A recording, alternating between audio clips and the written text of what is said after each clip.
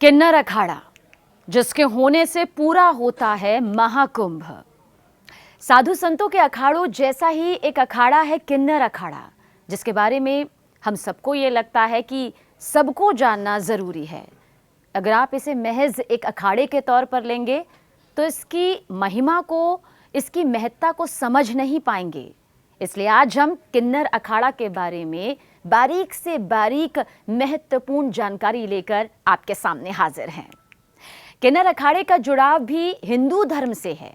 किन्नर भी अपने अपने आराध्य का पूजन हिंदू पूजा पद्धति के जरिए करते हैं। देखिए, देश भर में सबसे पहले ये समझना जरूरी है कि किन्नरों के आखिर कितने अखाड़े हैं। किन्नर अखाड़ा देश के 13वें नंबर का अखाड़ा है। प्रयागराज के महाकुंभ मेले से हम इस अखाड़े को इसलिए बताने जा रहे हैं क्योंकि इसी को लेकर एक बहुत ही खास पहचान मिली है। देश भर में किन्नरों के 13 अखाड़े हैं और इसमें शिवजी को मानने वाला किन्नर अखाड़ा, भगवान विष्णु जी को मानने वाला किन्नर अखाड़ा और गुरु नानक देव जी को मानने वाला किन्नर अखाड़ा शामिल है। आप समझ रहे हैं ना किन्नर अखाड़े को, क्योंकि किन्नर अखाड़ा आज या कल से नहीं बल्कि प्राचीन काल से इसका अस्तित्व है। ये रामायण और महाभारत काल के समय यानी कि त्रेता और द्वापर में भी मौजूद रहा है। देखिए, साल 2019 इस साल का जिक्र करना इसलिए जरूरी है क्योंकि कुंभ में किन्नर अखाड़े का अस्तित्व दिखा था। किन्नर अखाड़े का अस्तित्व साल 2019 के प्रयागराज कुंभ मेले के दौरान दिखाई दिया। किन्नर अखाड़ा जूना अखाड़े में ही मर्ज है, यानी कि इसके अधीन आता है। जितने भी अखाड़े साल 2019 के प्रयागराज के कुंभ में थे, उन सभी की तुलना में सबसे ज्यादा भीड़ किन्नरों के अखाड़े में थी। किन्नर अखाड़ा की सदस्य साध्वी सौम्या के अनुसार तो किन्नर समुदाय में अखाड़े को अहम माना जाता है। देखिए, किन्नर अखाड़े का अस्तित्व जैसा कि हमने कहा प्राचीन काल से ही है। रामायण काल या फिर महाभारत काल हो, इसमें मौजूदगी रही है। देखिए, भारत में 13 मान्यता प्राप्त अखाड़े हैं क्योंकि अखाड़ों का जिक्र हुआ है और अखाड़ों के बिना तो महाकुंभ का अस्तित्व ही अधूरा है।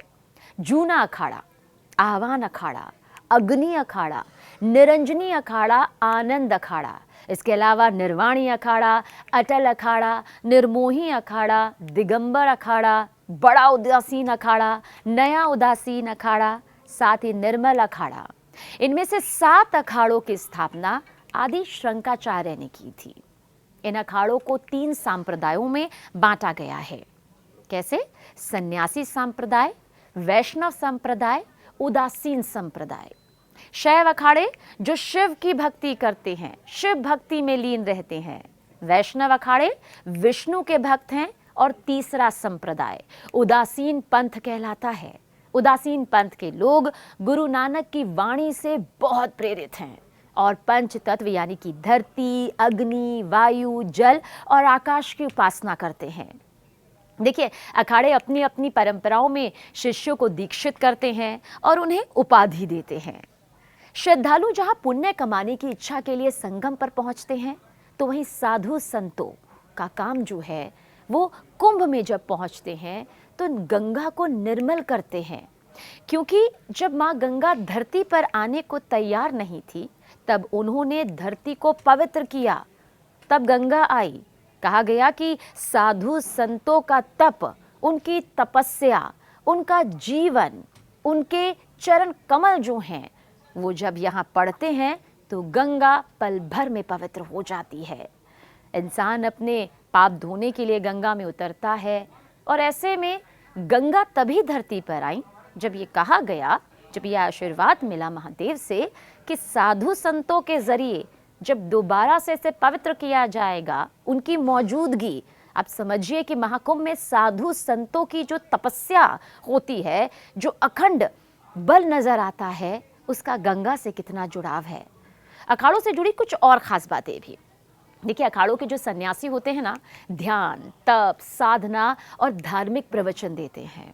अखाड़ों ने देश के आज़ादी के संघर्ष में भी अहम भूमिका निभाई थी।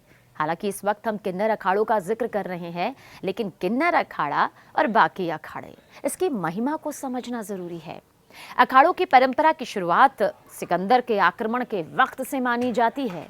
अखाड़ों के बीच आधिपत्य और श्रेष्ठता कि कौन है श्रेष्ठ, इसे लेकर हमेशा से प्रतिस्पर्धा भी रही है।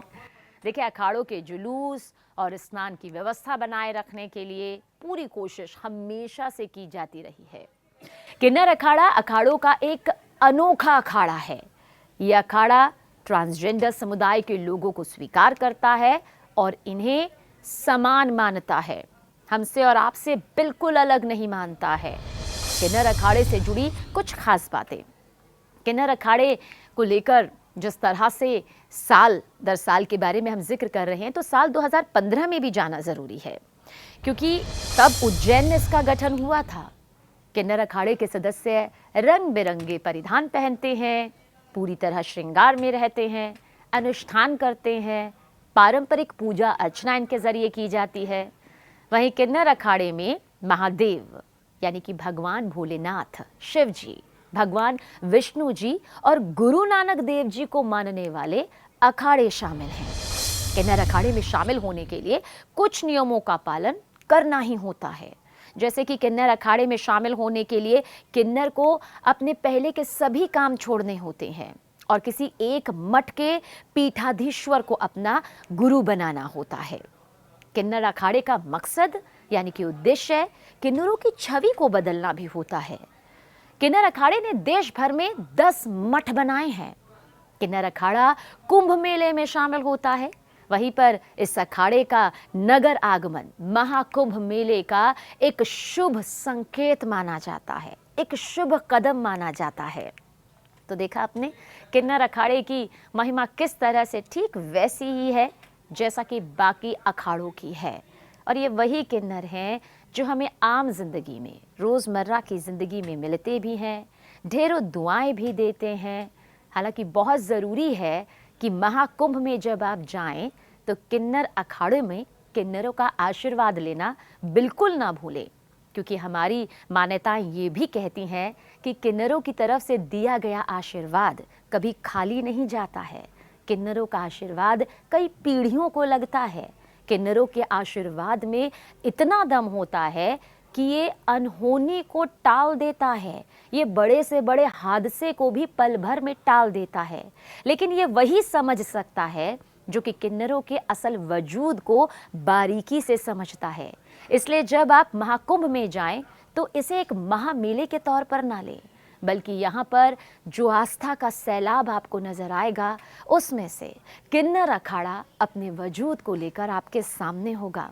तो अगर महाकुंभ जाने का आपको मौका मिल रहा है तो ज़रूर जाइएगा, किन्नरों का आशीर्वाद लीजिएगा। और इस अखाड़े की महिमा तो आपने इस वीडियो के ज़रिए जान ही ली है।